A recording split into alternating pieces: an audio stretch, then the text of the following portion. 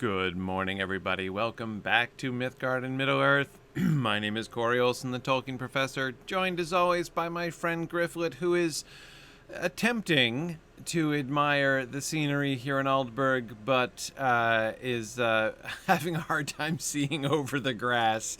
Might need a bit of a mowing. Just a suggestion there to the good folks of Aldburg. So yes, I'm... he's kind of, since he's been spending time here in Aldburg over the last week, he sees a little bit more about it running to seed. He was, there's this gap in the wall, for instance. But, he's still, Gryfflet and I still like Aldburg. What can I say? I mean, like, the blue beams, anyone who stains the corner beams of their houses bright blue with yellow sunbursts on. I mean, come on. That's quality right there. That is quality. But yeah, little faded around the edges. Yeah. There's some improvement that could be made. So let's see if we can help get things a little bit more trim. I'm looking forward to doing, various landscaping errands and such around Aldburg. That'll be fun. So let's see. What is it again? I gotta, as always, check and see what it is that Gryfflet is meant to be doing. Let's see. We're looking at the buildings. Okay, sure. I was going to do that anyway. Talk to Pada in the southwest corner of Aldburg. And talk to Tierweld in Aldburg. So all right, fine. I always get disappointed when I don't get a mini, a map blow up. But I suppose having one in every town would be a little bit much to ask. So I'm gonna head towards the southwest. If I can remember, I'm headed south now, and so southwest would be over here. So let's start there. The building is in poor repair and seems near to falling down. Which building? That building? Okay, yeah, that is in poor repair. Oh, great. Okay, so the army of Theoden is marching towards the Hornburg, desperately hoping to make it there before the Orcs arrive. Éowyn is attempting to gather together the refugees of Edoras and convey them safely to Dunharrow before anything horrible should happen there. Meanwhile, Gryfflet is being sent off to attend to basic masonry tasks and help to rebuild homes. So we're doing like the, Habitat for Humanity Aldburg version in the time that it takes Theoden to, drive his men across country, and I should be able to more or less tie him, get to the Hornburg at the same time that he does, which is great. I'm not criticizing. I love this. It's one of my favorite elements of Lotro. I can do everything. I can be everywhere, and I can pause time. What is not to like about this combination of things? Aldburg has seen better days, friend. Right. I, too, was noticing that. If Éomer were here, he would do something about it, but he is away helping Theoden King with more serious problems. Yes, he is.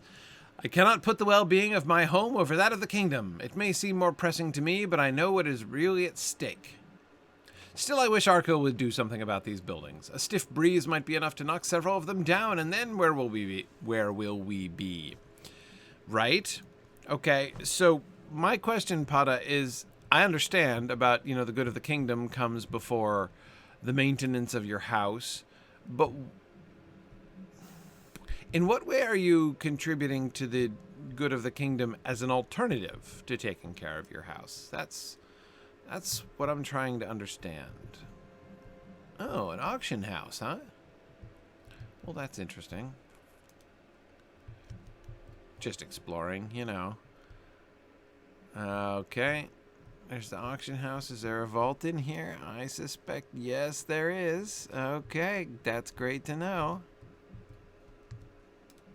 I love it when the floaty icons like block the entire screen. Okay. All right, so that was the southwest corner, I guess. Well, let's keep exploring. Since we're exploring this direction, let's keep going. All right. So let's see. What do we have up here? We've got another house and some more things down here. What do we have? A stable. Large tufts of grass growing in the... Huh. Kind of like the studded door effect. Interesting sort of pattern. Love the diagonals. Okay. Nice doors. Wall needs help. Ooh.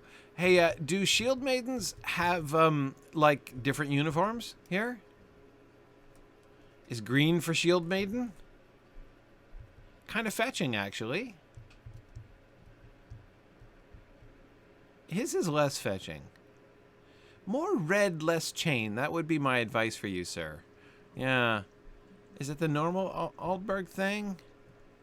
We'll have to see. To see if one of their sets of gear is sort of more typical of the local Aldburg thing. But this looks like a... Oh, it's a skirmish hall. Oh, interesting. Oh, I see. Okay. Well, the shutters on either side are kind of interesting. What is this, like a drive-through window? You know? Okay, that's all right. Whoop, I got turned around there. Okay, here we are. We're... Oh dear. Looks like the skirmish trainer and the skirmish captain are doing time. Wish I could spring you guys. Sorry. This guy's gonna beat me up if I let you out, apparently, so... Just, you know, do your duty. Who's this guy? Legendary items. Whoa. It's got this whole radiant thing going on. It's kind of funny having, you know, he's like, oh, he's wearing a mask. Doesn't it look like he's wearing a mask? Oh, it's just shadow. Okay. I thought he was masked, but he's only masked by shadow. Okay. You know, the Orcs skull, which, what, did they take it off one of those skull orcs? Where did they even get these? The Orc skull near the fire is really giving me an... I mean, it's not a pelvis fire. It could be worse, but, you know, I don't know. Not sure I'm a fan of that decorative motif. Now, the moose antlers up on the chandelier, more traditional. And good grief. An oliphant head? Fascinating. Oh, boy, they've got all kinds of strange things in here. Moose, aurochs, an elephant skull. Wow, okay. Wow. All right. And I love the bear head. Like, talk about tripping hazards. Like, I can't imagine that that's to code. I really can't. But anyway, okay. All right. Sorry, I keep getting the, like, order of my windows wrong over here. Okay. All right, here we go. So, I found the skirmish camp. I'm going to know all about Aldburg pretty soon. And I'm going to head up here. What's up here? Oh, that's the task board. Okay, thought it might be some kind of repairing quest, but no. All right, we've got a bountiful little market up here, guys. Good job. Your provisioner, etc. Who's the etc.? Oh, he's a supplier, of course. Right. Okay. What are those? Oranges? Really? Citrus fruits? I think so. Oranges and mixed berries. Wow. Okay. Fighting for the prevention of scurvy here in Aldburg. So the people seemed well nourished, which is important. Almost as important as, you know, the houses being in good repair. Uh-oh. It's it's the single file crew. The family who does their errands together in rigid military file stays together, I guess. Quite literally in their case, apparently. Okay, and up here, what do we have? We're chatting. We look cheerful. Right? My goodness. Fern's twice as tall as I am. Okay, well, look, see, here's a guy doing something about it. Can't blame him for the fact that the rest of the town is falling all to pieces. How is it that the houses got to be in such ill repair here? That's what I don't understand. I mean, the rest of them, do they have to, like... I was going to the crafting hall that's falling apart, because if that doesn't inspire confidence, right? I want to come in and learn from the craftsman whose house is fallen to pieces. Is this like a meditation garden in the middle of the crafting hall? Oh, nice stained glass. Wow, they imported stained glass all the way from Arnor, apparently. What was that stuff like seized from the ruins of Inuminas and imported down here? Man, Éomer, maybe it was probably Éomer, maybe did that, or somebody else. A basement. Well, you don't see that very often. What's in here? Oh, the Metalsmiths Guild, right? Okay, we got some guild halls down here. Sure. Man, that stained glass, Numenorian stained glass. I think that it was probably imported from the south, not the north, of course. I mean, it's probably brought in from, like, the greater Dol Amroth region, from back when Thengel was down there. That's my guess. And, but you're right, Phil. It looks much smarter in here, right? I mean, sure, the outer bricks might be... I love the stone perimeter around that upper story. This is really lovely. It really is. It doesn't look nearly as ramshackle as it looks from the outside. And we've got another vault keeper just randomly standing over here. I love the dudes who are just like... I got piles of money. That's it. I'm just standing here next to piles and piles of money. Some more guild halls. Okay. That's great.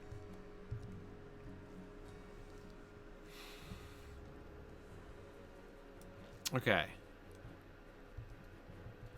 Oh no, she's returned alone. What did she do with the others? Oh no, they were very bad. Oh no. So yeah, because it did kind of look like she was marching them off. Oh, here comes one trailing back. There we go. Where's the other one? Oh no, he's just missing. He's just gone. Yeah, she traded them for some magic beans, Hologrow. That's a good. That's a good theory. I like that theory. Okay. All right. So that's excellent. Well, what's down here? We're just discovering untold treasures here in Aldburg. Okay, at first I thought that he was scolding these children, but I think not. I think based on his gesticulations, I would say that he is telling them a story. I think this guy is telling them a story about the mighty deeds, and maybe it's a story about how he got his really nice red surcoat, which looks so much better than that other guy's little front plate with the chain. Yeah, that's probably it.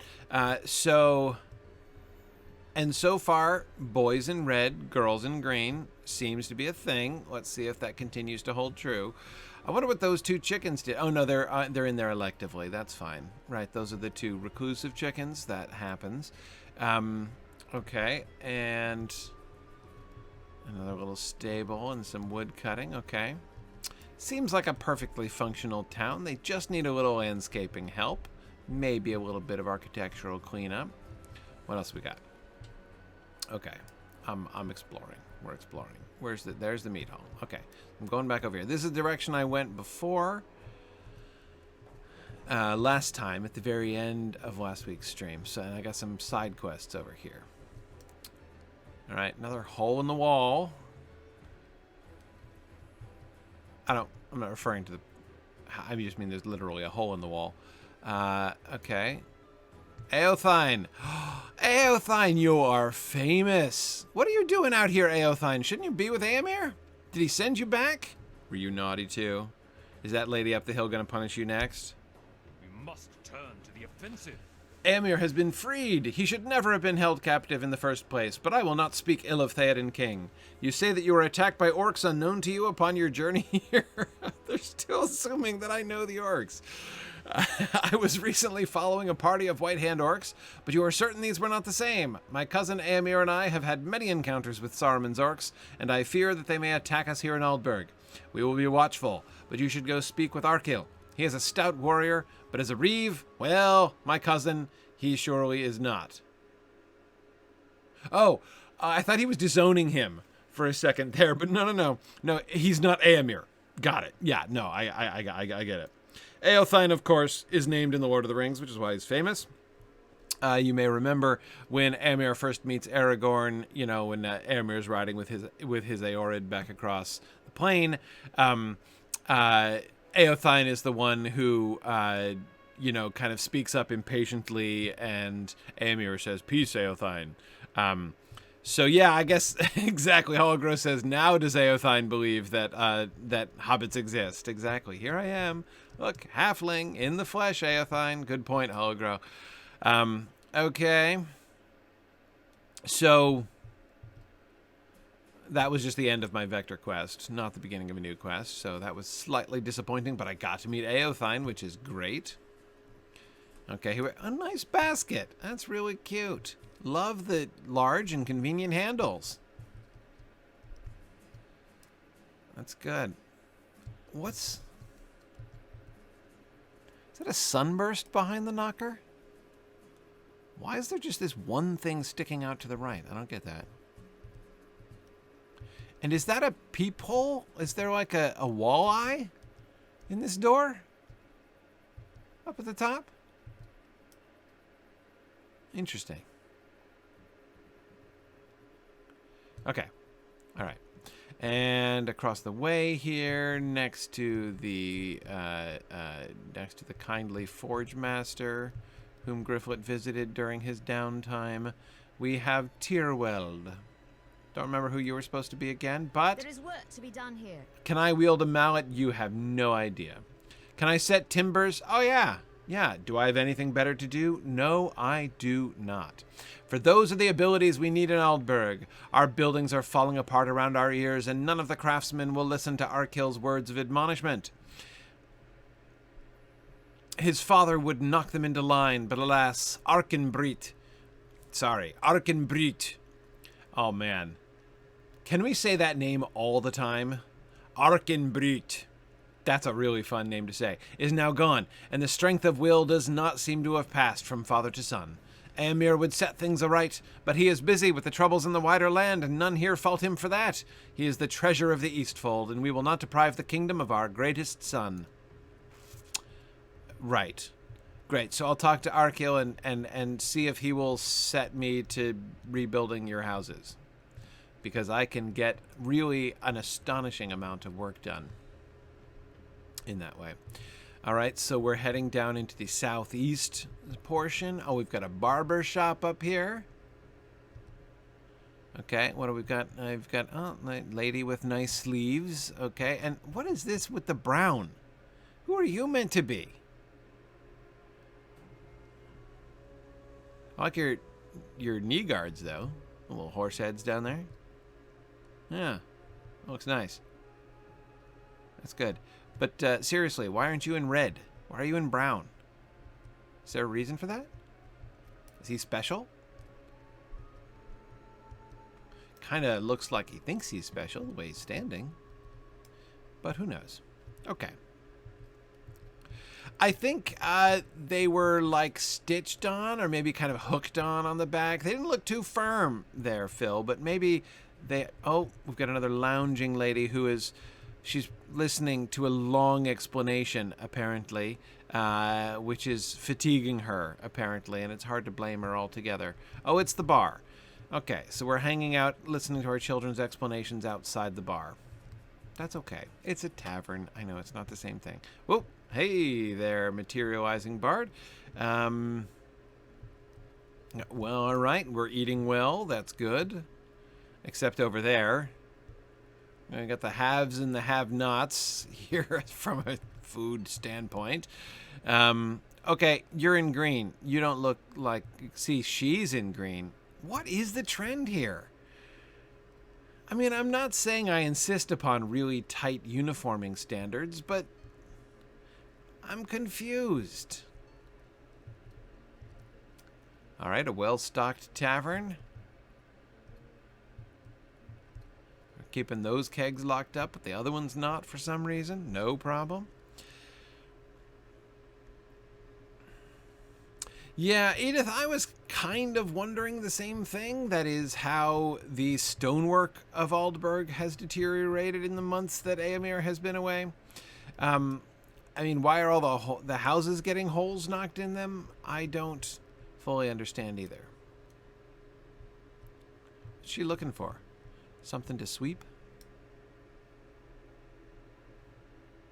Searching off in the... Uh-oh. Uh-oh, there she goes with another batch. I better hide. Nope, they're coming. Quick. Okay, phew. All right, and this is the armory. Okay, good. And we're fighting in the undergrowth over there. All right. If you just swing those swords a little bit lower and move around in a circular pattern, you could get some mowing done. The red is for security, Nettle. Whoa, the red is for security, Nettlebrew. So we can. Hey there, burglar trainer. Yeah.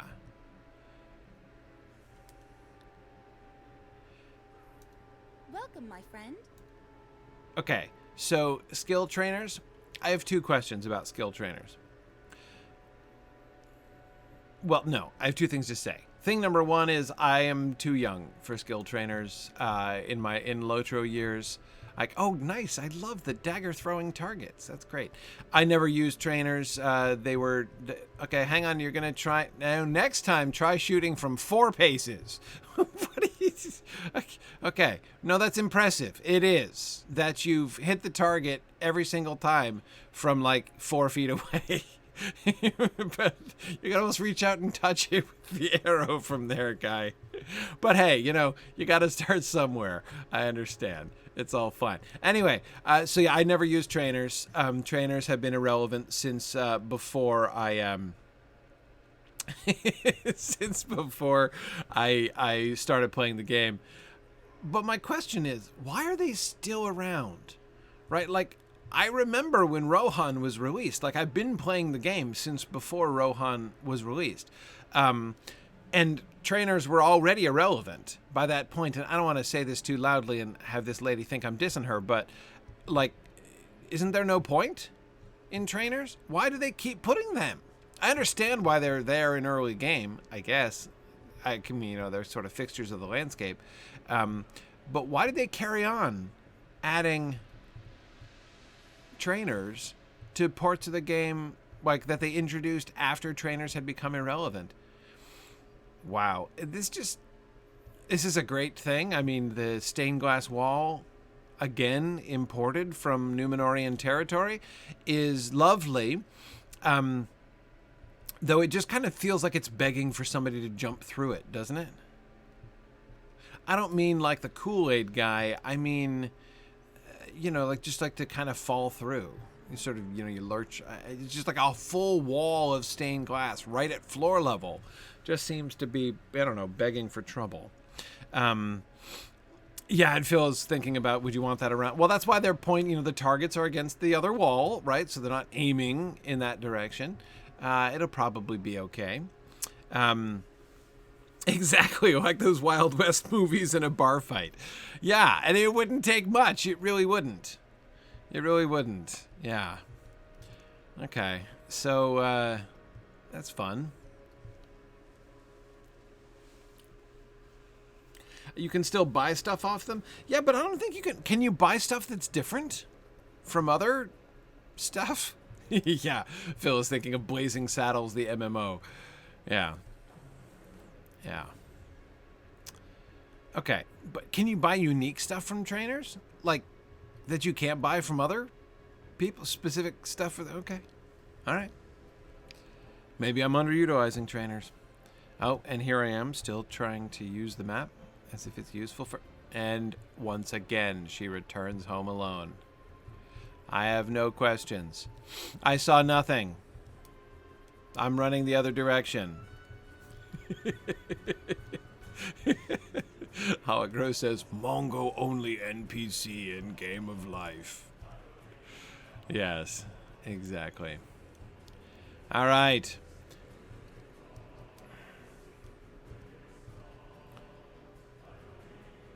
I love this background music, by the way. Okay. All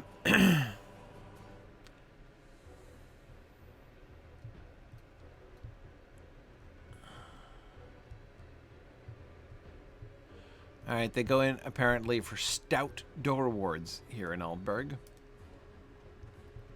Let's head into the Mead Hall, see what we have. All right. Okay, welcome, Agrimore. Okay, let's see. Here we have... I thought those were skulls for a second. Those rounded bits at the end are just kind of odd. Fresh coat of paint wouldn't go amiss in here. Like the blue beams, love the blue ceiling. Little faded. Little out at elbow, this town. Okay. All right. It's the table of the brown armed people. And then the green. So now we understand. It's about what table you're assigned to in the Mead Hall. I've solved it. There's the red. Uh-oh. That green guy's going to get kicked out. The hall monitor is going to be over there being like, is this your table? I don't think so. Okay. Arcil, did you institute the color coding system for Mead Hall tables? Has that been your chief contribution? Oh, nice. Uh-huh, right. Tapestry of the delivering of the red arrow to Arcil the Young. Sure. Sure. Yeah, we got the 3 messengers from Gondor there. What really fascinates me is the background. Why is there like a Numenorian building, like a Gondorian building in the background? Kind of to evoke Gondor, like Gondor is in need. That's the subject of their discussion there in the front. Yeah, Phil, I like that. I like how, look how much, Phil is pointing out how much taller the Gondorians are than Arcil the Young. That's, well, that's a great observation. Could it be Amon Hen? Well, it could, but I wouldn't see why the red arrow would be being handed over at this point. Exactly. Yeah, like Ostcelebrant. Okay, so it's evoking Ostcelebrant. So we've got the handing over of the red arrow and the, you know, the sort of evoking the, in the background, like the place where the oath will be fulfilled. Something like that. It's a Gondorian beacon. Sure. Okay, that also evokes. But again, my point is, it's not geographical, right? I mean, it's like wherever they were, it was nowhere that a Gondorian beacon or building of any kind was. Right, I see the steps leading up to the beacon. Okay, all right, I can see that it's a beacon. So again, it's evoking the idea, right? Yes, good. Yeah, I agree. Soft snaker. Yes. That it is evoking the idea Gondor is in need. The Gondorian beacons are light, except there are no Gondorian beacons up where Arcil the Young was living. So it's kind of the idea of the Gondorian alert system extended through the red arrow. Yeah, I like that. But it's still an interesting idea. Like it's kind of dominating the top center of the tapestry. But it's dominant not because it's relevant geographically, but because it's relevant thematically, right? You know, like, this tapestry brought to you by the Gondorian Beacon System, right? Sponsored by the Gondorian Beacon Maintenance Guild. And I'm sorry, am I standing on your sardines, Arcil? I apologize if that's the case. And I don't know that I want to know what that is. Yeah, no idea, Arcil, but hey, good to see you relaxing while your town falls sort of to ruin. But that's okay. Now, I have to admit that I'm surprised to find that their shields are green with the sunburst when I would have thought blue with the sunburst, which is kind of the entire town motif. I know that green is the color, you know, for the kingdom, but you know, we've seen other banners, other colors in other places, and I would have thought I would have gone with the blue. You know, let's make it match the architecture, shall we? Okay. Bring word from Edoras. Éomer preparing to return. Well, I have good news and bad news on that front. You give Arcil the news that Éomer is riding to war with the king and will not return to the Eastfold until the battle is done. His face falls. In fact, he's not going to come back to the Eastfold for quite some time. The really good news, Arcil, is that I can give you a spoiler and tell you that the next time Éomer enters Aldburg, he will be king. But I guess that's also bad news in that Éomer's never going to live in Aldburg ever again, right? Because he's moving to Edoras permanently.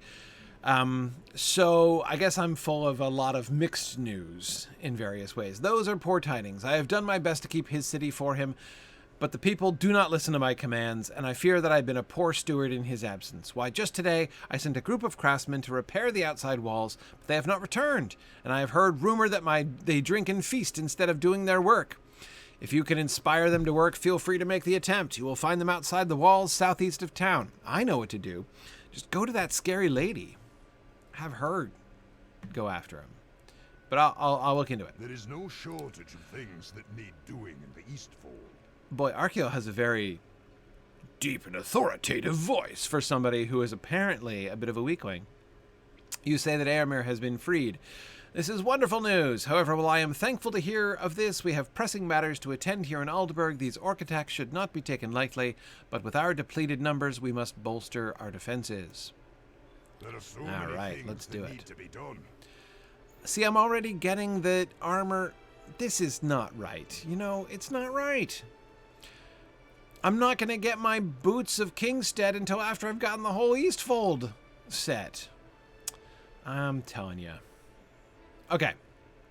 While we decide a course of action in regards to these different orcs, might I recommend that you explore Aldburg? I already have. Happy to do so again. Despite the damage that has been done, it's still a very lovely place. You know, I couldn't agree more, Arcil. I think you're right on there.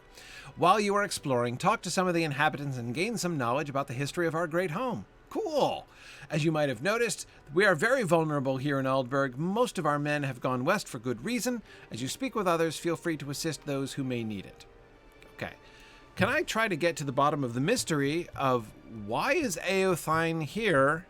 And if he is here and the cousin of Éomer, why is he not doing more to help? Why is he standing around complaining? So I'm going to see if I can motivate Éothain to take a hand here. That would certainly help, rather than just sitting around and complaining. Not to mention the bad news that Theoden's going to die. Well, but see, that's mixed news. That's mixed news. You know, I mean, yeah, no one's going to be, like, happy that Theoden dies, but, I mean, remember Éowyn's response in the Houses of Healing, right? When she, like, wakes up and remembers, and she's like, you know, that is grievous, but it is good tidings, you know, beyond our hope. You know, that he died so well. He didn't want to live forever. Okay, I think that lady is safe, so I don't have to hide from her. But anyway, okay, the history of Aldburg and camp craftsmen. Right, oh yeah, I gotta find the folks who are slacking off. All right, Éothain. Time to kick yourself into gear, right? I do not believe you will find welcome here. Thane Arcil has yet to decide what to do about the Orcs. It is not surprising. We will decide on a course of action soon, I am sure. In the meantime, I agree with him. You should acquaint yourself with Aldburg. On the surface, it may not look like the city of a king, but it is, in truth, a city rich with history. I recommend beginning in the eastern part of the city at the training hall. All right? You're not going to spill any of the historical beans yourself there, Éothain, though? Gryfflet, my sword, was recently damaged in battle and is in need of repair. The White Hand uses a very strong steel for its weapons. If you could collect some of their weapons, we might be able to smelt enough good steel from their blades that we could use to repair my sword and others. Sure. Collect White Hand swords. Happy to help. Especially, you know, Éothain, since you're so busy. But anyway, let's go back to the training hall. Now I know where everything is.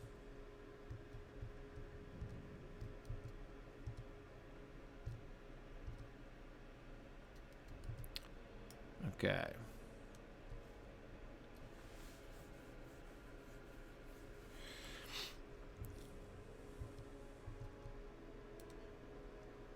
Hey, Tailthick.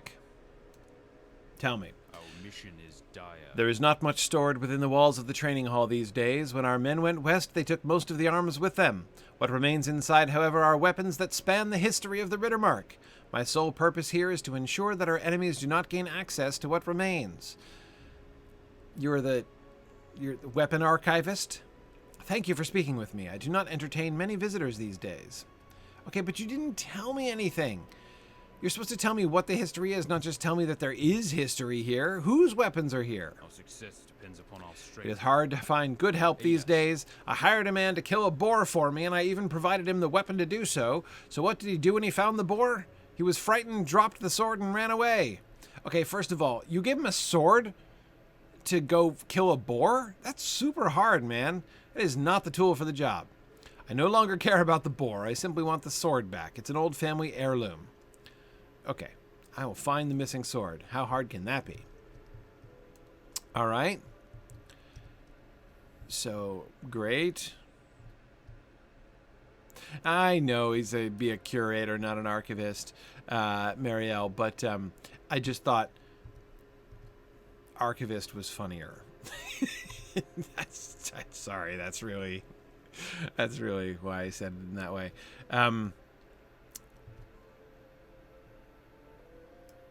Oh yeah, Madman Modelware, I'm a big fan of the crafting hall in Aldburg. Yeah.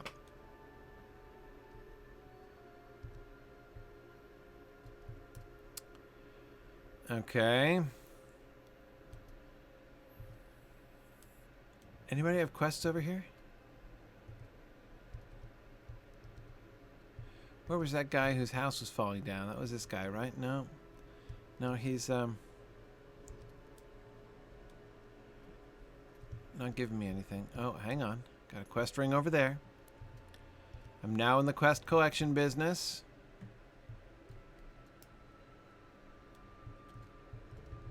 But, where is this? Oh. It's up here, huh? Explore the Aldburg stable. Sure. Hey, Wolflad. It's a really nice gown, though. I don't think I'd be grooming horses in a gown with, like, big trailing sleeves like that. Wouldn't they get in the way all the time? Not to mention, kind of getting pretty dirty, but that's a really, really a lovely gown. What business have you with the This is the oldest stable in the area, and it's showing its wear. I've been trying to acquire assistance with repairs, but with everyone heading west, help has been hard to come by. Perhaps you could convince Arcil that I need help rebuilding the stable. This very stable has housed the steeds of some of Rohan's greatest warriors, Éomer and Folka, among others. Cool. And as you make your way around Aldburg, be sure to stop and speak with the quartermaster. Okay. Will do. What else you got for me? The Rohirrim will need Did you say that you found a caravan that was attacked by orcs recently? I would wager that is why my missing crate of supplies never arrived. It is important that those supplies be delivered. Yeah, I can retrieve it for you, no problem. I already killed all the orcs, and they totally don't respawn instantaneously, so I can absolutely do that. Okay, man, I would have put up a big sign like Freyalof slept here, right? Maybe a historical marker of some kind. But still, that's cool. All right. All right, the well-stocked marketplace. Sure. Sure, okay. And then up here by the crafting hall. Now they're coming trooping back. Looks like they...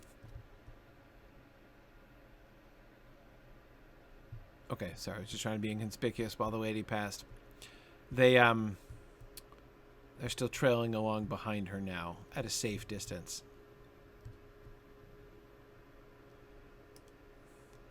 Hey, Bertrand. What brings you to these lands? Did you hear that? No.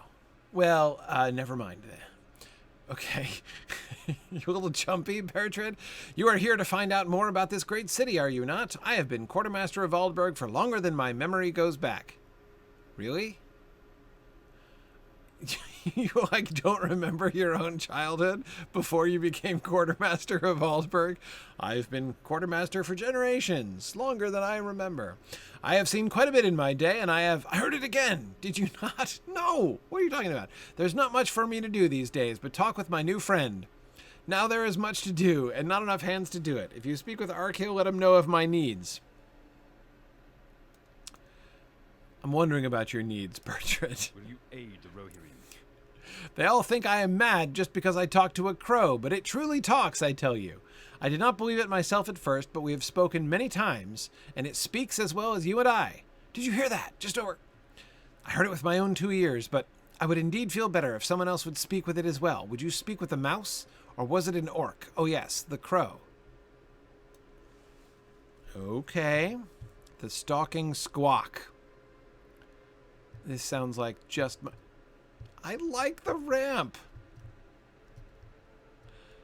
Like, do you think this guy has like a, you know, like an elderly ma or something, right? And he had to like, you know, put up a ramp for accessibility purposes to his front door. It's a thoughtful fellow. Okay, the stalking squawk, huh? Why are there mobs on my map all of a sudden? No, because I'm close to the edges of the city. Okay. Let's see what we can find. Squawk-wise. I think that's the end of my quests. My quest gathering. Hey, excuse me, lady, if it's not too much trouble, can I ask you if you've heard any unusual squawks, apart from the normal squawks that you would customarily have heard? All right, we are searching for squawks, stalking or otherwise. Or I guess we're stalking a squawk. Let's do so stealthily.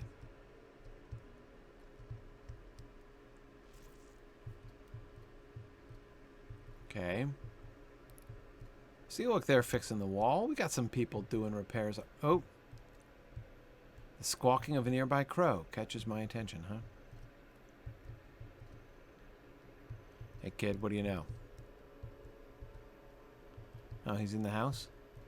Oh, he's got his own dedicated shed. It's a stalking... It's a stalking squawk shed. Wow, you are one decrepit bird. Do all crabine look like that? I just normally don't get to see them because they're freaking out and attacking me.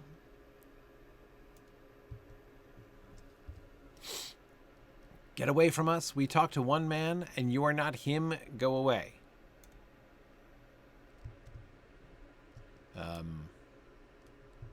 Okay. Is it? Oh. Hey, kid. Are you, you're a meddling child? Am I going to have to administer some discipline? Welcome, and well met, my friend. I've been fooling that mad old man for weeks now. Please don't tell anyone. I'll be in terrible trouble. I will stop pestering Bertrand, I promise. Greetings, friend of the Rohirrim.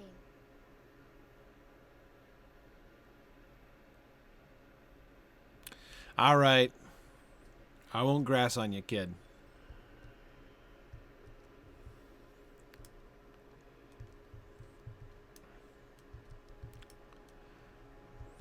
So he's just been pranking Bertrand? Serious trouble going. Oh, I don't know. I can't. All right. Oh, I see. If I talked to Bertrand, I would have been all right. Okay, I see. But I chose to talk to the kid. That's fine. That's fine. All right. So who's up here then?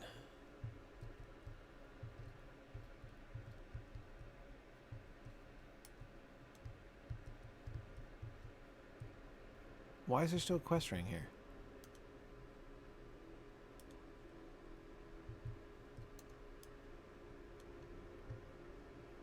Alright, I'm confused. But that's okay. Apparently so is my mini-map. Okay, who else am I looking for? White hand swords, which I presumably won't find around town.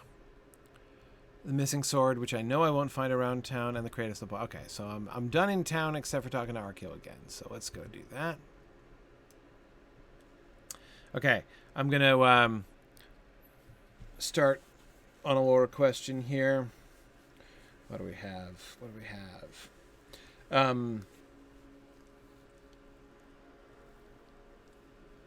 Let's see. Findaladan was just asking a question today.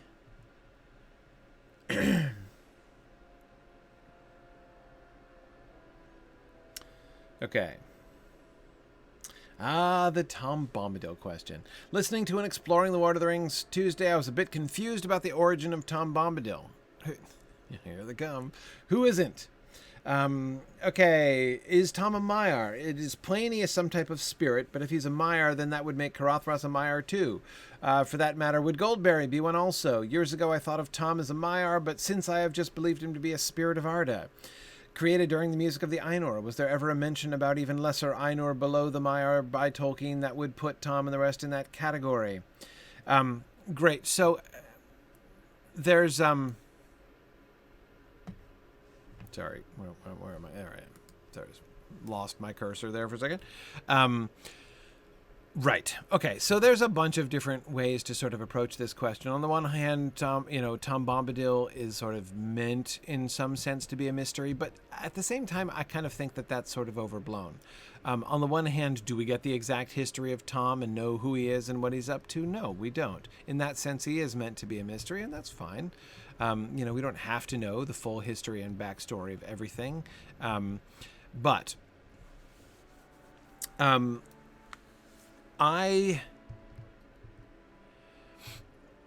do I think that Tom is one of the Ainur? Yes, I do.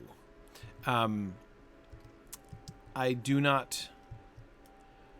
Yeah, I mean, there's like, when you look at the big picture, what else can he be, basically?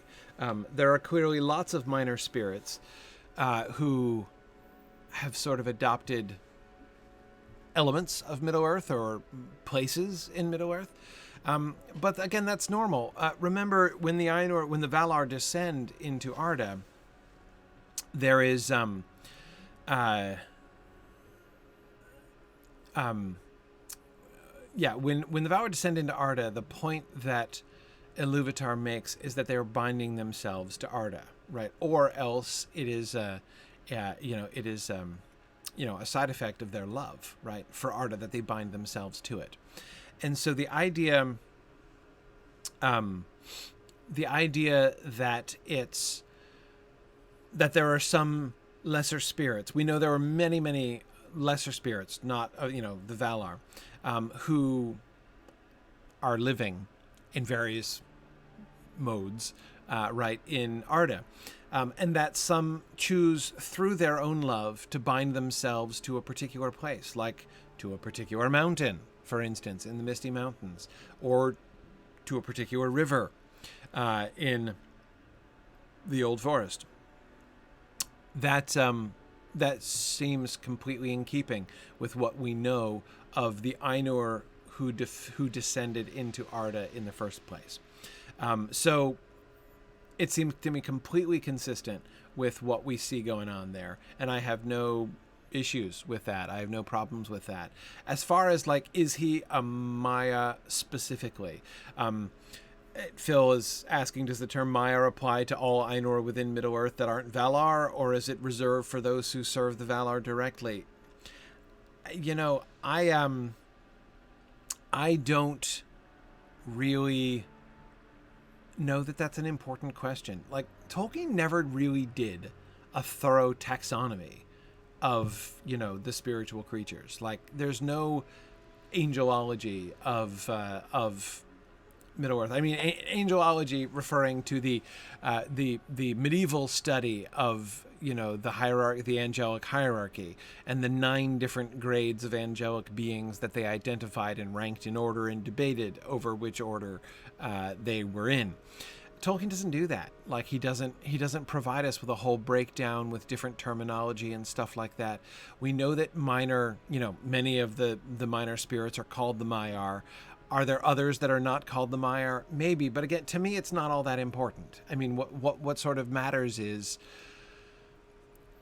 what kind of like where they come from, like what sort of spirit they are, and that these are all spirits who were who were Ainur in the first place, who descended from the timeless, who participated in the great music and descended from the timeless halls into Arda, seems clear to me. Have some of them been born here? That's the most complicated thing to me, is that they seem to be able to reproduce. Melian does, we know, right? Goldberry is not the river Withywindle. She's the daughter of the river. And so does that suggest that there was a spirit who descended and kind of adopted the Withywindle River, and that spirit then had a child who was Goldberry, so that Goldberry is a spirit native born to Arda? How does that work? I don't know. Could Iluvatar work that out? Sure, he could. One thing to keep in mind is that for a very significant portion of his life, Tolkien had the reproduction of not only the Maiar but the Valar themselves as an assumed part of his mythology. Orome was originally the son of Yavanna. Eonwe, who was originally called Fionwe, was originally the son of Manwë and Varda. So the fact that the Valar, Varda herself also, that the Valar don't reproduce is a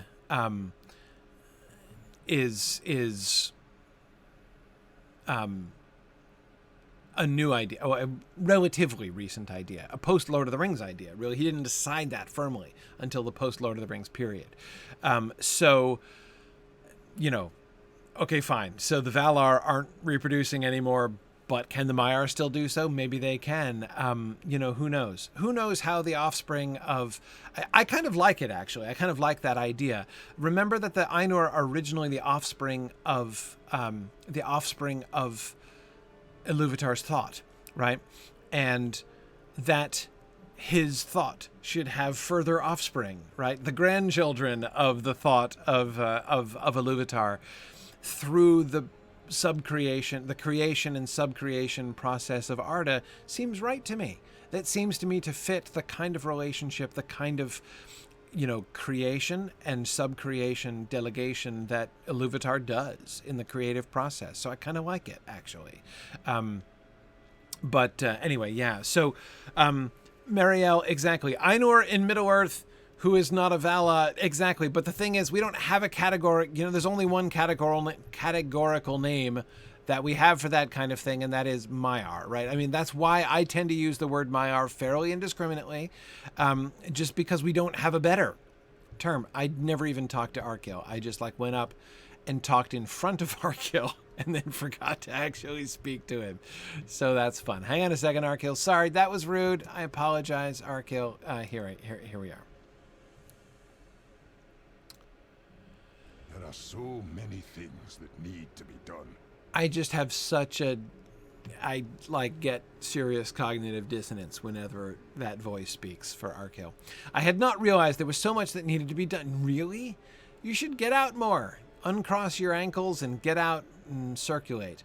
I was too focused on other affairs. What exactly are the affairs on which you are focused? I still have yet to decide what to do about the orcs. Oh, that's what you're thinking about? Step 1. Kill them. Step 2, go home and throw a party. Allow me to consider this problem further. Since so much in Aldburg requires another set of hands, I'm certain you can find work to occupy yourself with. Well, fine. I'm going to start building my reinforced armor. Let's see. Now, how do we compare here? Let's see. Bump up in armor and vitality. Slightly lower. It doesn't have the morale boost, though. Still not quite. But I think I want it for There are so many things that aesthetic need to be purposes. done. The city has been neglected for too long. Even with most of our men in the West, I believe some good can be done while I continue to consider the course of action. You deliberate. You should see what aid you can lend to those trying to bring glory back to Aldburg. Speak with Éothain at the armory. Okay. Yeah, exactly. Autoflagellator, I kind of agree. There should be a fairly well-established standard operating procedure for dealing with Orcs and Rohan. It's not like you're don't reinvent the wheel here, Arcil. Let's just, let's sort this out. What happens here? I got to reforge my legendary item. Fortunately, we have the technology right here in town. Okay. I will talk with Éothain. True. Madman Modeler, I agree. That's a much better workflow that you've drawn up there. Step 1, find Orc. Step 2, stick sword/arrow in Orc. Step 3, repeat as necessary. Yes. Yeah, that seems more or less to cover it. All right. So let me dash over here and reforge my brand new burglar legendary I found last time. Welcome, my friend. Yeah, I found this little set of burglar's tools, equipped it. Okay, here we go. All right. Now back to Éothain up here. No, not up here. I mean up here. Back to Éothain up there. And then we'll head out of town to do some of the other things.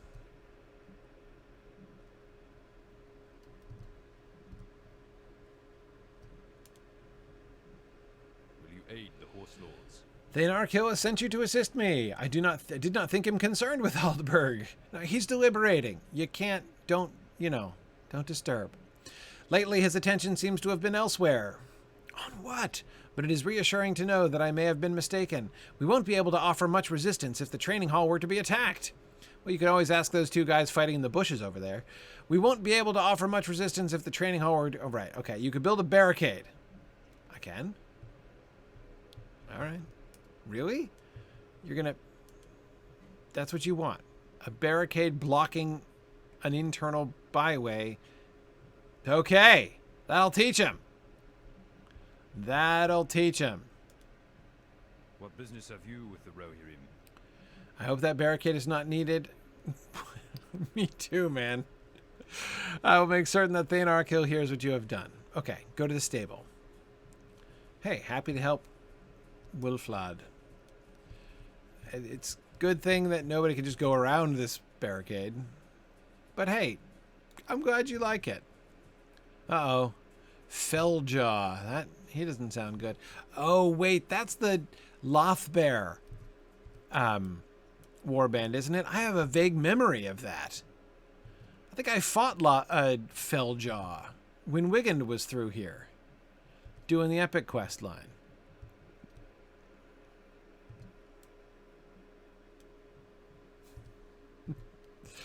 Oops, wrong stable.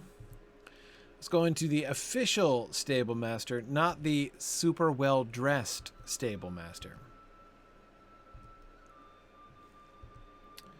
Okay. So anyway, to kind of close the loop on the Tom Bombadil question, Tom Bombadil, I think, is clearly a spirit who descended in from out of Arda. Whether or not you want to use the word Maya, Maya to label him, you yes or no, has bound himself. And so when we talked, you said you were exploring the Lord of the Rings. So of course, we talked about this. Says that he's bound himself more recently to the place where he lives, where Elrond suggests that, or Gandalf. Elrond, I think. Yeah. No, it's Gandalf. Anyway. Yeah. But in answer to your question, would that then make Caradhras a Maya too? Yeah. I mean, again, if you're comfortable using that word, because we don't have another one, yes, absolutely. Caradhras is a minor spirit who has bound himself to the mountain and gotten grumpy. I mean, like, he's temperamental, and possibly fallen to evil. It happens. I mean, we know it happens to Maiar as well as to, Morgoth himself, right? Morgoth brought many spirits along with him, and that some of them might also have bound themselves to locations in Middle-earth stands to reason, right? So was Caradhras one of the fallen lesser spirits who followed Morgoth and then upon arriving in Middle-earth took up residence in that mountain? Maybe. Was he a spirit who was otherwise benevolent, took up residence in that mountain, then got cranky over the years, and is still not really affiliated with Morgoth or Sauron, but, is kind of grumpy in a similar direction? It's very possible. I think either one is likely. But is he the same kind of sort of spirit that Tom Bombadil is? Yes. Now, does Tom Bombadil seem to be fairly exceptional even among such spirits? Yes. Yes, he did. And yes, Phil, you are absolutely right that Morgoth did, in fact, raise the Misty Mountains to hinder Éomer on his hunting. And so that would seem to imply, if we think about that, Phil, that perhaps this was a delegated post, right? That Caradhras was a minor spirit following Morgoth, who was appointed, basically, like, be a spirit of grumpiness, to help in the project of preventing folks from crossing the mountains, right? So sure. But of course, Phil, you could also say that he was a spirit who had bound himself to this place, like, before Morgoth came and did that to the land. And, like, now he's a mountain and even grumpier about it. But anyway, either way, I kind of like the Morgoth plan. I mean, I would, if I were doing it, I would opt for that one. I would imagine Caradhras as one of the lesser spirits, like way lesser than the Balrogs, who was working for Morgoth, basically. And Morgoth put him and others, presumably, in the mountains in order to make them extra inhospitable. All right, Wilflad. What brings you to these lands? Yep, Thane Arcil sent me to help indirectly. I never thought I would get any assistance here with the garrison off to war. I should be pleased for the aid. If you wish to help, I need the beams on the stable repaired so that we can house more horses. Many of the stalls are currently unusable, as I fear the roof might collapse. Okay. Oh, well, there's a beam I can obviously lift.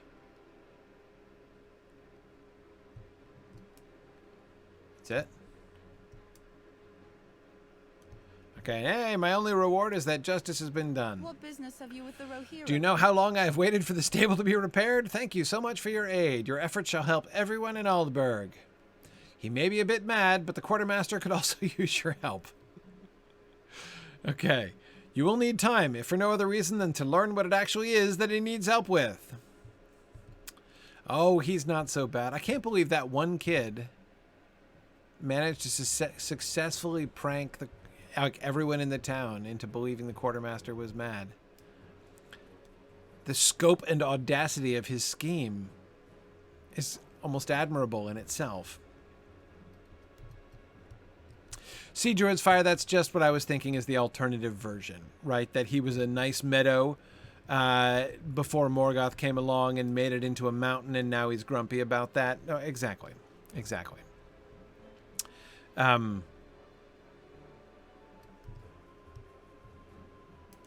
brings you to these lands? Nice to talk to another person so soon. Thane Arcil sent you to help. Okay. Oh, you're still hearing noises. Boy, that kid has a lot to answer for. That fence has been broken for as long as I can recall. Might trap a rat with it or an orc. Maybe. I don't know that I would... Okay, but what are you doing? Hey, no worries. Look, there's the fence, all fixed. Brings you to these lands. Can't wait to tell my new friend about this. Okay, you've been a great boon in so short a time. Did you catch the orc mouse yet? Thank Arcil for the new dishes. Okay, Bertrand. Okay, I think he's mostly harmless. All right.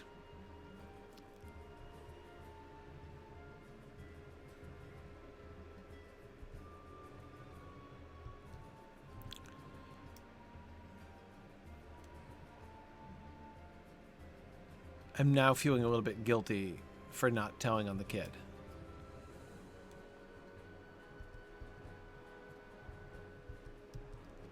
Yes, I saw that. It was an excellent question before about whether or not the meddling child had a dog. It really is. It really is an excellent question. He didn't seem to. And if he were to get a dog, then presumably he would cause even more trouble. I love those little candles there. Little candelabra outside the gate.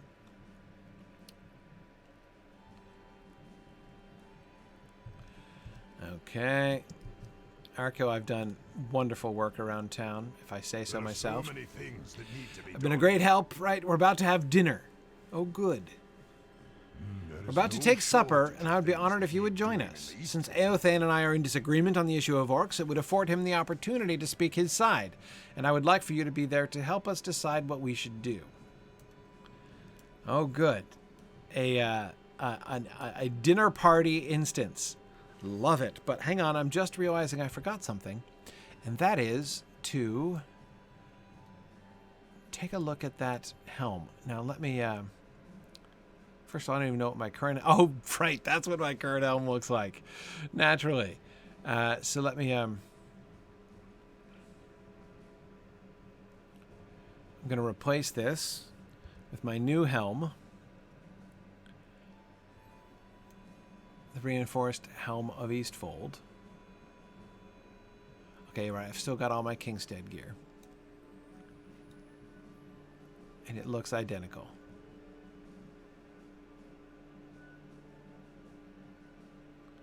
Huh. All right. Little disappointing. I guess I can keep the Eastfold on so that I can try to complete that set, but I'm not going to even get the completion of the other set until I've... Oh, honestly. Cosmetic chaos. Fortunately, they're all identical. Okay. Oh, wait, hang on. No, I don't. Just a second.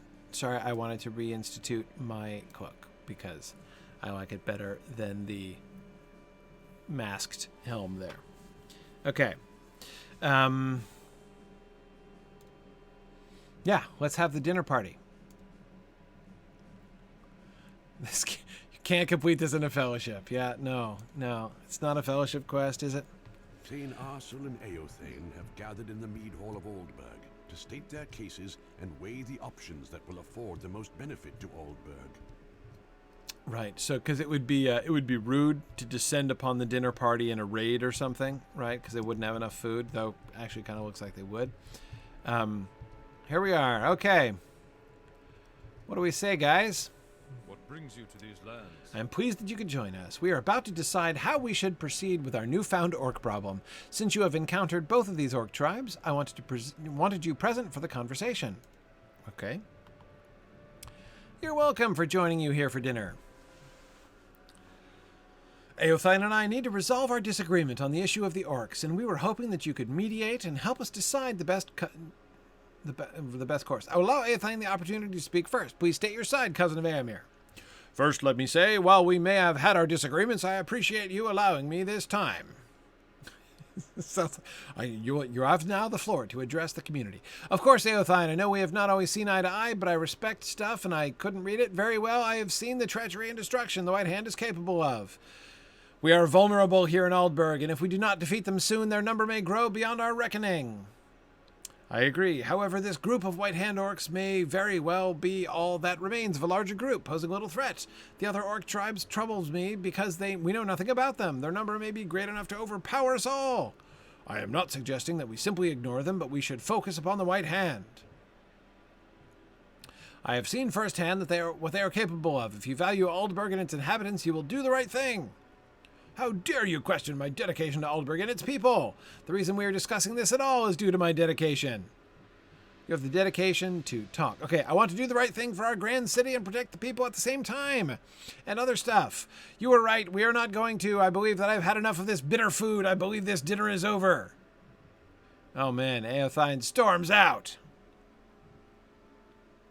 Oh, wait, you agree we're not going to agree on the course of action. Well, that went well, Arcil. Can I suggest a third alternative, which is let's kill all the Orcs, okay? The White Hand ones and the other ones. Let's compromise. Is that a compromise solution? What business have I'm you afraid with that the nothing was settled. We each presented our cases, and quite skillfully, I would add. But both of these groups pose a potentially great threat. We need to see that they are both dealt with swiftly. Yeah, that was my plan. I still kind of think that here we are. I still think we're making this a little more complicated than it needs to be, Arcil. Not really. We don't really need to hold a public referendum. There are so many I must things admit, that need Éothain to be provided a done. strong case for going after the White Hand Orcs, but I cannot in good conscience approve a course of action that leaves Aldburg defenseless. Hang on. So,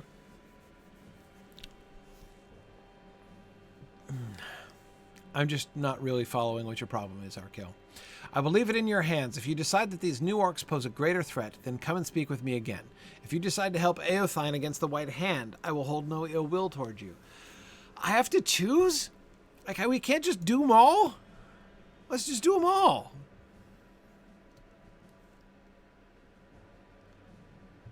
What? Seriously, I have no choice. Like, I can't do them both?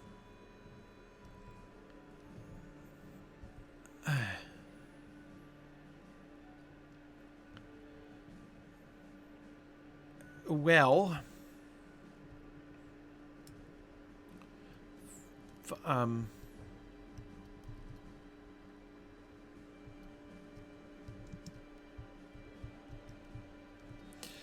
JJ says starting battles on multiple fronts at once is somewhat irresponsible.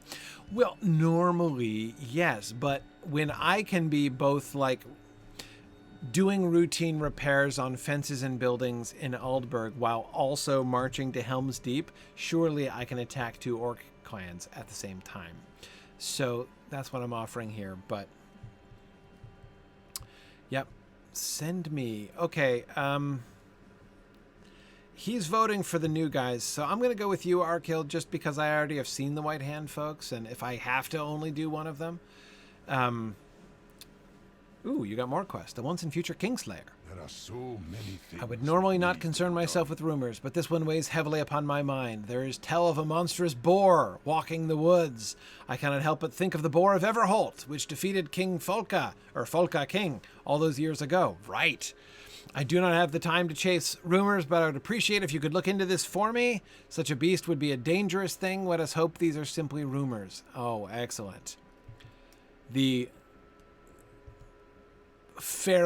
moderately great boar of Everholt. I would be delighted. There is no shortage I must of things confess that I am glad you agree with me. I know that Éothain resents me because I am not his cousin Éomer, and he has every right to. Not really. However, I do not wish to lose the support of my people. They respect you, and your loyalty will encourage them. For now, we must alert the Fold Farm about the danger these Orcs present. Go there now and warn them. Okay. And the reinforced coat of arms, right? Fairly attractive. All right. Gonna hold off on that.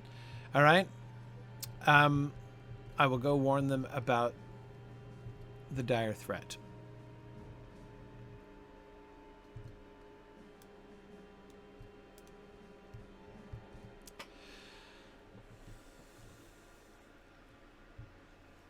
I keep getting that ominous cutscene image of a burning town. Makes me uneasy. All right. So I think now everything we need to do is out of town. And how? Okay. Out of town we head then.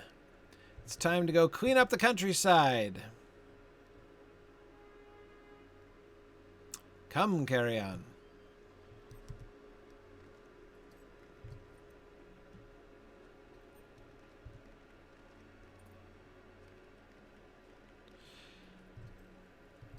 Ooh. What's supposed to happen here? Oh, another quest. While following the rumor of a monstrous boar, you are certain to encounter many boars of a usual size. They are no more than a nuisance and should be easily defeated. Okay. Defeat boars. Can do. What's supposed to happen here?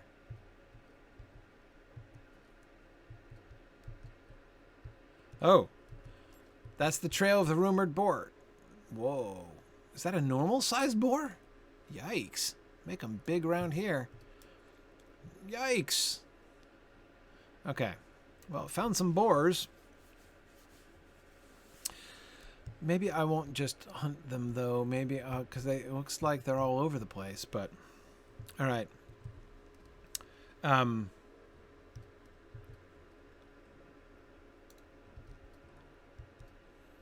These are off in the direction I'm meant to be going. A direction I'm meant to be going. All right, that was not bad. Got him down to about 50% health with my strike from stealth. Oh, and there's a loth bear, which I do not think I have a quest for, surprisingly. Okay.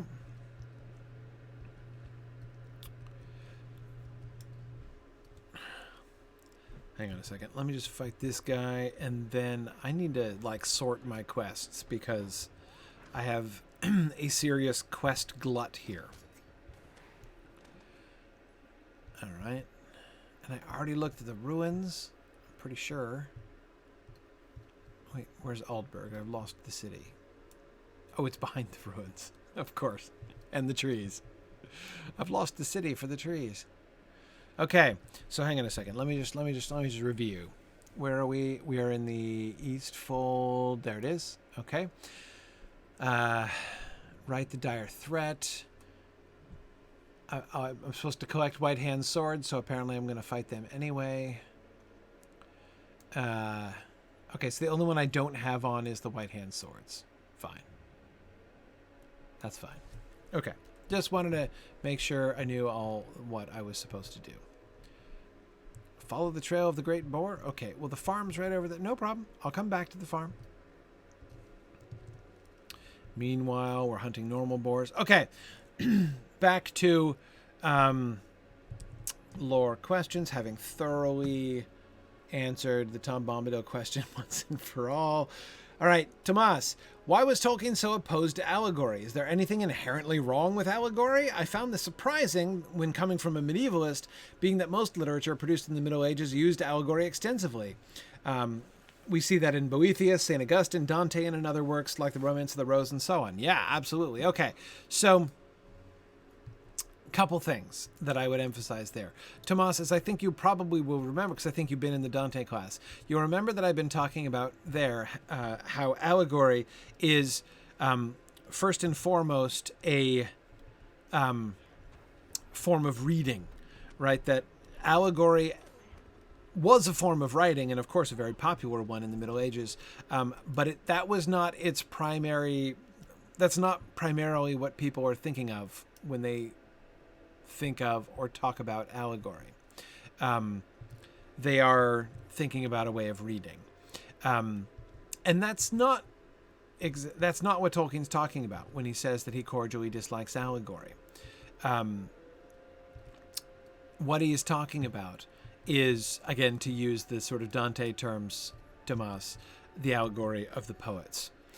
That is something like the Romance of the Rose, when what you're writing is basically like a sort of puzzle code, right? That is,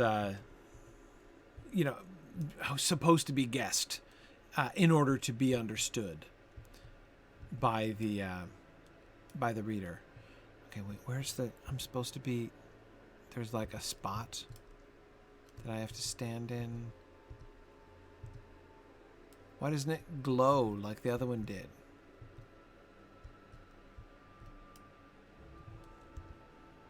Am I close to the spot? There it is. Leads up the hill to the south. Okay. So, there are two things that Tolkien doesn't like. There's a secondary thing and a primary thing. The secondary thing that he does not like is writing allegory. He's not very good at it. Now, does this mean he never does it? No. He does it several times. Some Tolkien fans will read Tolkien talking about, cordially disliking allegory and will therefore conclude that, Tolkien doesn't use allegory at all, and will yell at anybody who claims that he does. I've had that happen to me. But it is not so. He uses allegory on several occasions. One particular way he uses it is in, or one most obvious place that he uses it is in the Leaf by Niggle. Leaf by Niggle is an allegory. Clearly, explicitly an allegory. And the best allegory Tolkien ever wrote. Hey, it's the Lost Sword. Great. And the boar, too. So, look at that. A twofer. You hunted many boars while following the trail of one monstrous boar. The Eastfold is better for it. Oh, good. All right, let me go back to my quests, and we'll put that one back in. Great. All right, so let's see. Following the trail of the great boar deeper into the woods. Great. Now I can stealth myself and ignore all the rest of the boars. So Tolkien used allegory very effectively in Leaf by Niggle. He also used allegory relatively... Whoa.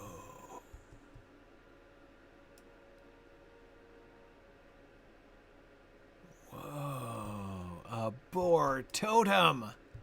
Oh man, I'm so glad I went after Arcil's orcs, because it looks like we've got a set of orcs who are preparing a great boar of Everholt revival religion. Oh yes, that is so cool. Hang on, don't get distracted by the white hand swords. Where's the once and future Kingslayer? Oh, I'm just supposed to talk to Arc. Oh, after seeing the totem there. Okay. Why are there all those flies? Should I feel bad for the boar? They sure do make mean boars. I don't understand the, horns they have coming out behind their ears. It's a little freakish. Not to mention the spines. Okay.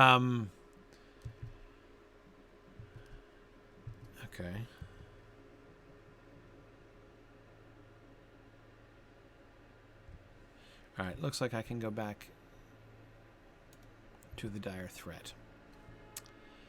Yep. That's an orc totem if ever I've seen one. The little sack of skeletons, right, really suggests it. Okay, so we're going to attempt to ride carry-on through the woods, which is a little bit of a questionable proposition at all times. But anyway, I'm glad that my invisibility hat makes it such that neither the boars nor the bears particularly care about me either. Okay. Anyway, so what was I talking about? I was talking about allegory. Tomas. Right. Great. So Tolkien uses it in Smith of Wootton Major as well, poorly. Sorry. That was actually a really... I would never even have guessed that the Smith of Wootton Major was meant to be an allegory, and I certainly would not have properly identified the kind of allegory it was meant to be. if Tolkien in one of his letters hadn't talked about it. Like the cooks, the cooks of Wootton Major are meant to be an allegory of parish priests. So like the great kitchen is the church, and it's like once you know that, I can kind of see what he was going for there, I think. Not quite sure what the great cake is there for, but whatever. Yeah, no, seriously, Marielle. That's why, like, he meant it as an allegory. Smith of Wootton Major. But it doesn't work. It's really pretty awkward as an allegory. Tolkien just, I don't think he was good at it. He didn't naturally think that way. And was good at, C.S. Lewis was good at it. Not in Narnia, because Narnia is not an allegory. It's doing different things, but it's not an allegory. That's a very popular misconception. But like Pilgrim's Regress is an allegory, and a pretty skillful one. I mean, it's kind of funny in various other ways, but there's a lot that I like about Pilgrim's Regress as an allegory. So anyhow, that's yeah. It's so that's one thing, Tomas, is that he doesn't naturally think that way. He's not very good at it. So that's one sort of thing to keep in mind. But of course, when he talks about not liking allegory, right? Why he's opposed to allegory. He's obviously not opposed to it. He uses it himself, right? So it's not like he thinks it's wrong or horrible or something. I'll get in a second to what he does think about that. Our mission is dire. I had heard of a recent orc attack nearby, but I thought it might have been an isolated incident. This is very troubling news. Athelbald is out collecting boar meat. I hope he makes it back safely. All right, what do you got for me, man? Our success depends upon our strength. Athelbald went out to hunt for some boar meat and has yet to return. Would you go look for him in the woods? Got a bad feeling about this. Aid the Rohirrim? There is still much to do. I cannot just bar myself inside while there is so much work to be done.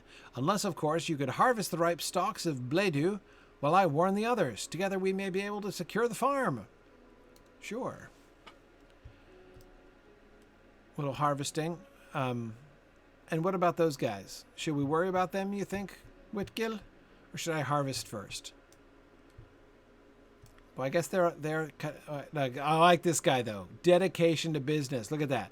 Orc right behind him, shaking his weapon and yelling, and this guy's like, whatever, man. I've got straw to fork. Are they performing some kind of ritual on the farm? Circling all around it, and it is creepy. Speaking of creep. Hang on. I have a question, Whitgill. Do you have a proper pulley system?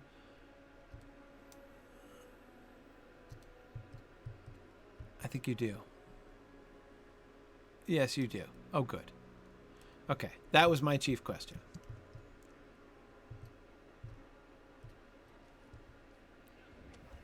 Okay, yeah? What do you think about that, huh? Fine. A raiding party of orcs has descended upon the Fold Farm. You should defend the inhabitants. Okay.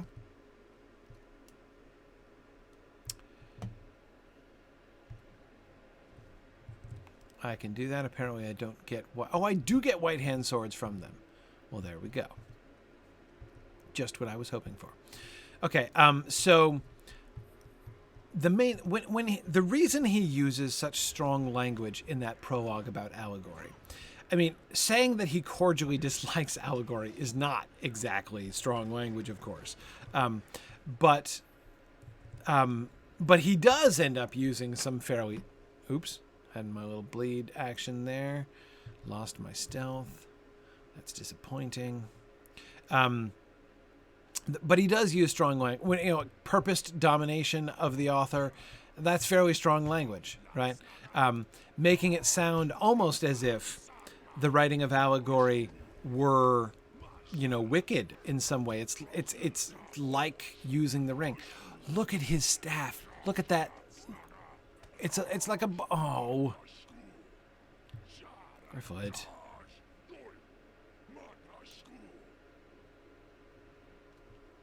I keep forgetting to heal myself before. Oh, this is... I have to hunt down particular stalks of corn to harvest? Oh, man. That's going to take a while to find the right ones. Oh, and he doesn't have a... Oh, but he's got a little buckler. A little boar buckler. Oh, that is precious. Okay, Gryfflet, sneak up there. Let's see. Look at his boar buckler. He's got a boar skull with curving horns on his arm there. That is really cute. And I assume that's a boar skull on your head. So you guys have adopted the boar as your totem creature. I don't know why I'm getting credit for white hand weapons, as you don't seem to be a white hand dude. You seem to be part of the... You've had a rough time. You've got some open wounds there. Well, you're about to have a bigger problem in that regard, but... Interesting. And all the... the... boar tusks, I suppose, on his bow there. Okay. So you think they're white hand deserters? Maybe. The possibility of another assault looms. Agreed. Okay.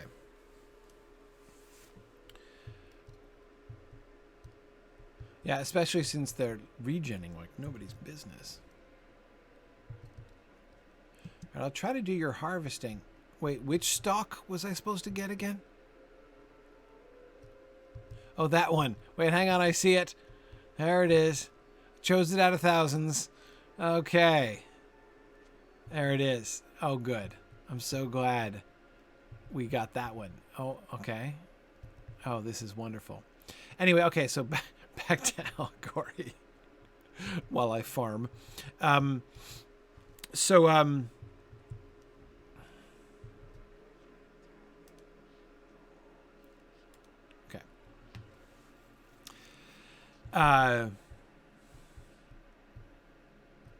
What Tolkien obviously objected to was the allegorical interpretation of the Lord of the Rings. When he was not doing allegory, which was in fact most of the time, boy, the farmers and orcs have a really live and let live attitude on this farm. I'm not sure we can't all get along. But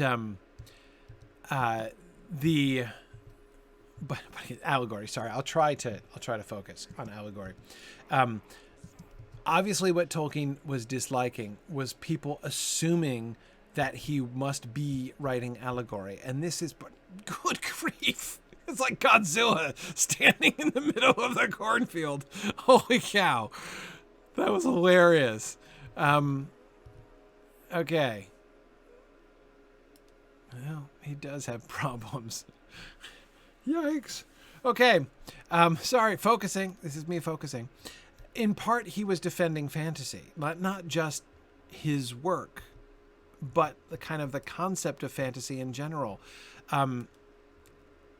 I believe that this is one of the explanations of the primary reactions to The Lord of the Rings. Remember, this was before fantasies written for adults were at all mainstream. There were some that existed, like Lord Dunsany and others, but the Worm Ouroboros. But and you had, of course, Morris and MacDonald from the 19th century. But it was not a normal thing, So Tolkien publishes The Lord of the Rings, and everyone is like, "What is this? A kid's book? It's got wizards and dragons and whatnot." Talk about dragons anyway. So that everyone's like, "What is this? This must be a kid's book. It's fantasy." But it's clearly not a kid's book, so they didn't know what to do with it.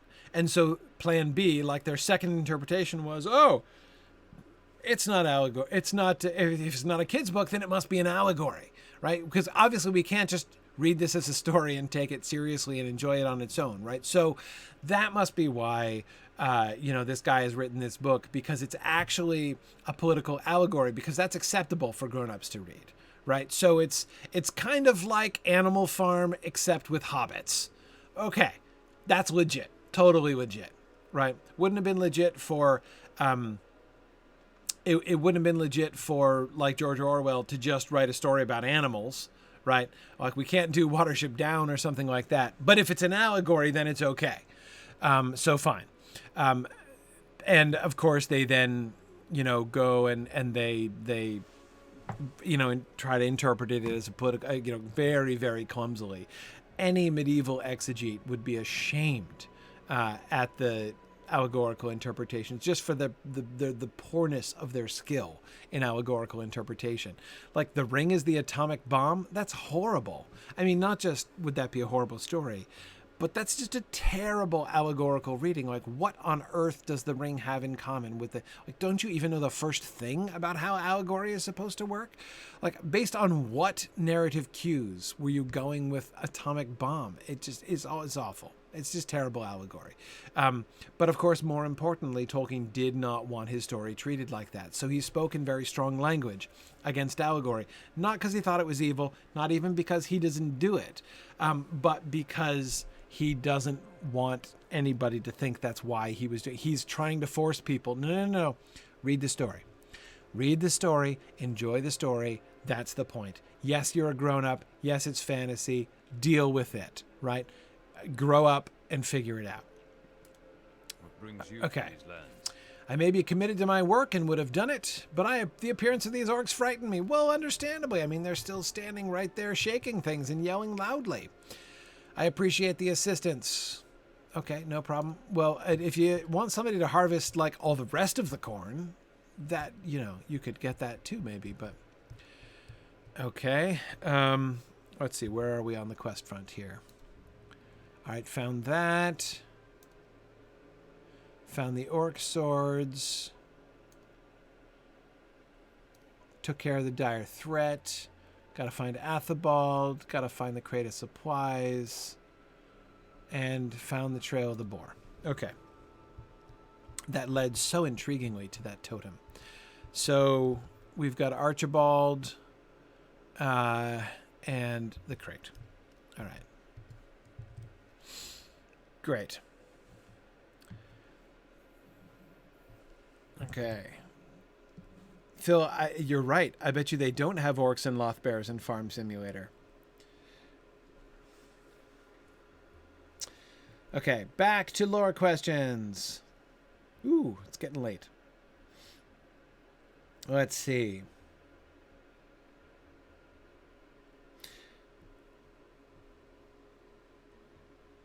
Elvanui asked, I've been re-listening to the Two Towers and got to the part where Gandalf returns and tells Aragorn and company that he's come back to them at the turn of the tide. But it's at a time when no tide seemed to be turning. Big battle's still ahead. Is he referring to himself and his return as the turn of the tide here, or something else? Okay, great question. Really like that question. The first and most important thing to do is to consider the metaphor, right, that he is making here. The turn of the tide. So what happens at the turn of the tide? When you're at the beach and the tide turns, you can't tell, not right away, right? The turning of the tide is not a dramatic moment that, where something happens. It is when the conditions change such that things are going to start changing now, right? So he has come at the turn of the tide because now is the time when things are going to change. There's Athelbald. There you go. What's up? What are we looking for? What business have you? You don't fear orcs. Great. I shall complete my task ere I return to the farm. The meat I collect is necessary. Mind my own affairs, huh? I suppose if the danger is that great, I ought to head back to the farm and let you finish my work. More boar meat, huh? Guess I should have saved the boar task for now, but that's okay. So so the turn of the tide is not a point of dramatic action. Yes, there are battles still ahead, but the tide has already turned before the battles, which is good. That's when you want it to turn.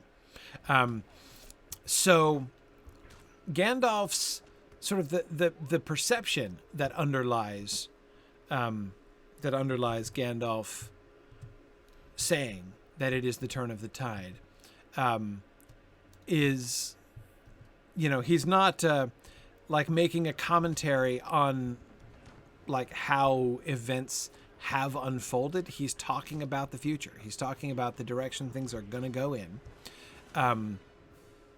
which I think is really interesting. I think that that's very important. So yes, nothing is outwardly changed yet. They haven't won. They haven't even recovered, they haven't even healed Theoden yet. And yet the turn of the tide has come. His return, Gandalf's return, is the turn of the tide. And think about this from another perspective. What does his return mean, Gandalf's return? I don't just mean in the sense of like what's coming, what's he going to accomplish in the future. I mean, what does it mean that he is back at all? Right? That he is back at all shows that he was sent back. He didn't have to get sent back, right? He died and went back to Valinor. But he's been sent back now. Somebody sent him back, and somebody sent him back for a purpose. So one of the sort of morals of the story there, one of the messages of Gandalf's return, and I think he's pointing to it in talking about the turn of the tide. One of the messages is we're not alone, right? The Iluvatar and the Valar have our backs here. We've not been neglected.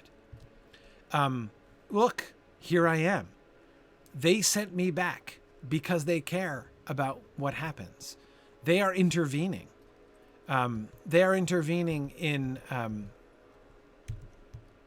the affairs of Middle-earth. We're going to be okay. And you can tell because I'm back. His return is an extremely hopeful sign, not just because they're better off with him than without him, not just because they would have missed his contributions to the war effort, but because of what it means in the larger sense. And of course, we're going to see this, right? Where do you think that wind from the sea came from that managed the turning of the tide at the Battle of Pelennor Fields? And, think of the role of that. Not only the hope and encouragement that was brought to Theoden and to the Rohirrim and to others, but the wafting of the ships up the river, right? That one wind from the sea accomplished a very great number of things. Where do you think that came from? You think that just happened? Think that was a coincidence? That was not a coincidence. So yes, the tide has turned, but it's not yet obvious, right? So I think it's an awesome metaphor. Exactly, yeah. Autoflagellator said, the tide turning is a cause that leads effect by quite a bit. Exactly. Yes, that's exactly right. And Elvanui, that is some amazing hope to bring in at that point. Yes, I agree. Let's see, I think I can talk to him because I'm wearing my hat. You were right, I saw several orcs. Do you think? Did you see any orcs? I don't know. Look carefully, man. If you look carefully, you might spot one. I saw several orcs on my way back to the farm, and if I had not left them when I did, I might not have been able to make it. Thank you for not allowing me to be my stubborn self. You're welcome. Just be your best self, Athelbald. Okay, and now the missing crate of supplies. And then we'll head back to town. Turn in some of these quests. What happened to my hat? Okay.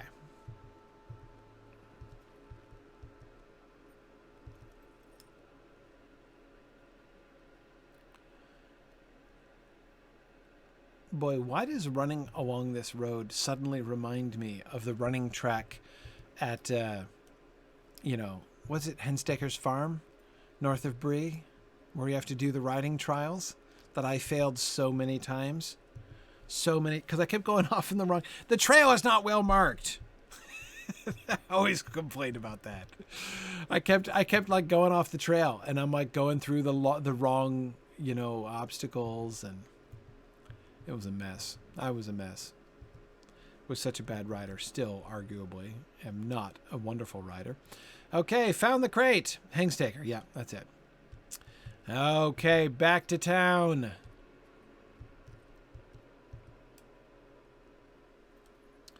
Back to town. Who's down this side road? Fen March, huh? It's okay. I know a shortcut.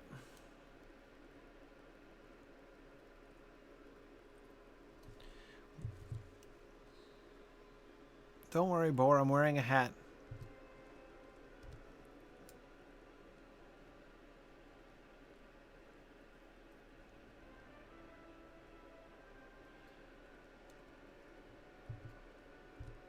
I think it's interesting that those ruins still stand there. I mean, like, almost smack in front of the gates. I mean, I can understand some level of reverence for the old days, but, like, I would have thought they would have repurposed that stone in a hurry. Like, maybe to make proper walls.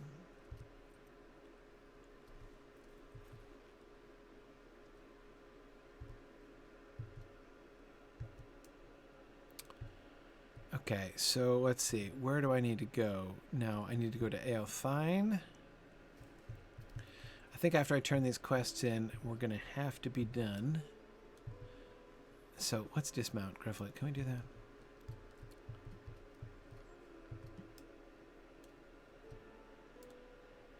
We must stand by. I would normally not ask favors of others for that which I can do myself, but with all that is transpiring here in Aldburg, I knew that I wouldn't be needed here. What, to argue and be grumpy?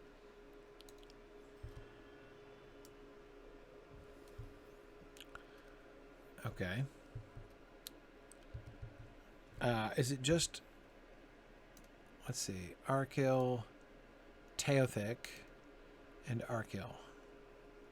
Okay. And of course my one Wilflod task. So I'll go back up to Éothain up here. Yeah, so the ruins outside Aldburg, man, I did look at those briefly last time. My theory is that that is another old Gondorian pleasure home, just like we saw north of Elthingels, I think. Found your sword. Yep, no problem. Oh, man. Getting back towards the warband range again. Yeah, so they look like... It does not look like fortifications. It looks like a house. And I do think it's one of those old Gondorian pleasure houses from the old Kalinarthan days. We've seen several of them around. We've seen some more military fortifications or outposts, like the tower at Snowbourne, and like that tower in the middle of the, south of Cliving. I forget, the one out there in the middle of the wold. But we... Oh, hang on. Sorry, got distracted while talking. Supposed to go to Wilflod first. Go to the nicest dressed stable master in town. So, yeah. Anyway, that's... Oh yeah, so that's my theory, because it does, as I say, it does not look like fortifications. It looks like just a home. So again, I think we're seeing that there were scattered homes through here, not large settlements, very few larger cities. Snowbourne seems to have been one of them from the Gondorian era here. So this was, like some kind of like country manor, basically, is my guess about those ruins. Okay. What business have you with the Rohirrim? It was still there. That is wonderful. I thought for certain the orcs would have taken it. Oh, yeah. No problem. Oh, the supplies. Yeah, no, you're welcome. You are welcome. Ooh, look at this. Gryfflet is almost level 93. Should I stop him again soon? Or should I just go up to 95 and then stop? What do you guys think? Because, I mean, I'm still like 5 levels above the landscape around here. But I guess that's going to be increasing fairly quickly, right? As I move on to the next ones, we're going to get up above, like get up to 92 or something, as I seem to recall. So, I should probably just go and stop at 95.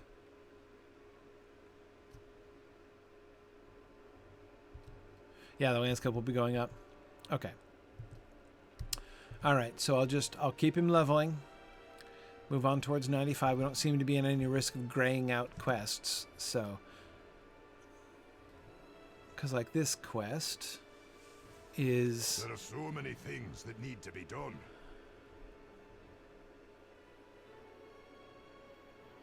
Okay, I'll check later. I must admit that I am relieved it was not a great boar.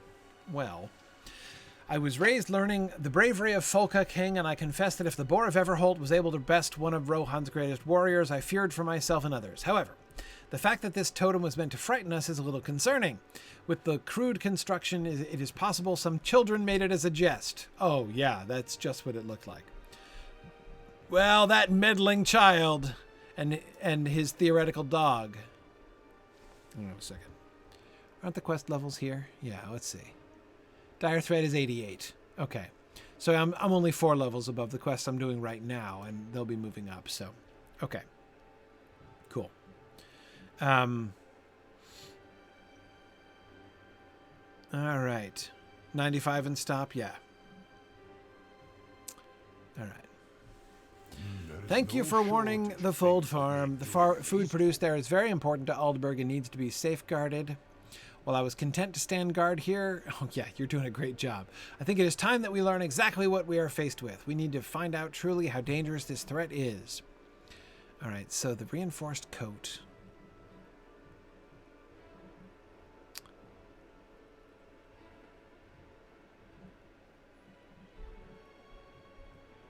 I think... Yeah. Let's take that. I think I'm going to equip it, actually. Woohoo! Wow, I really wasn't expecting to level up with. There is no shortage of things that need doing in the Eastfold. So on the one hand, I love the, I love the level up graphic, and I love the falling leaves. Very nice. But I hate the fact that 85% of the time that I've ever gained a level in Lotro, a quest dialogue box is blocking it. Oh well.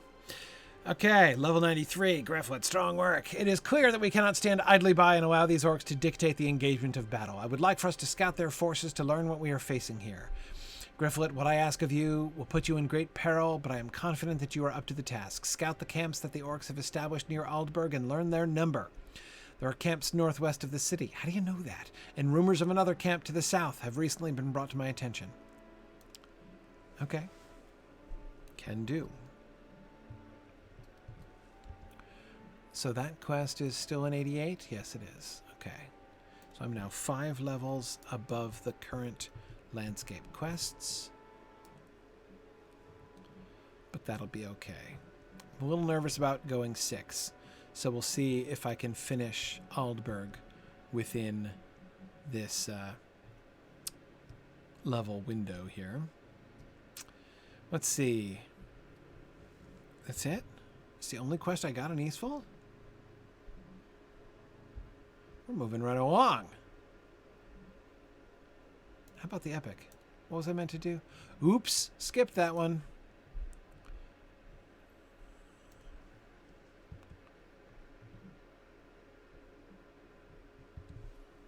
Okay. All right. I think, yeah, it's time. All right, before I set off on a new batch of quests, I should probably go. All right. Thanks, everybody. Hey, a couple quick announcements before I go. Mythmoot is coming up, Mythmoot 8. Just wanted to invite folks, signumuniversity.org/Mythmoot. invite you to sign up. It's going to be a really great time. I also wanted to make sure that people knew about Signum University clubs. We're starting up our clubs program, and our first sections are beginning up in April. I'm really excited about that. Signum Clubs is our extracurricular language arts programs for kids ages 8 to 18. So we've got a bunch of people. We're doing Anglo-Saxon Language Club. We're doing book club, and we're doing creative writing club. We have conversation clubs as well that we're looking to start up. So it's going to be a lot of fun. So I hope you will consider joining us there. Go to the Signum Academy webpage. If you just go to signumuniversity.org, you'll see links to the Signum Academy there on the homepage. So definitely wanted to encourage folks to look into that. All right. Thank you, everybody. Have a good day. And have a good weekend, everyone. And I will see you guys next week. Bye now. Thanks for joining in on my rambles around Standing Stone's brilliant digital adaptation of Tolkien's world. If you enjoy these adventures, please consider supporting this and other entertaining educational programming by donating at signumuniversity.org/fund.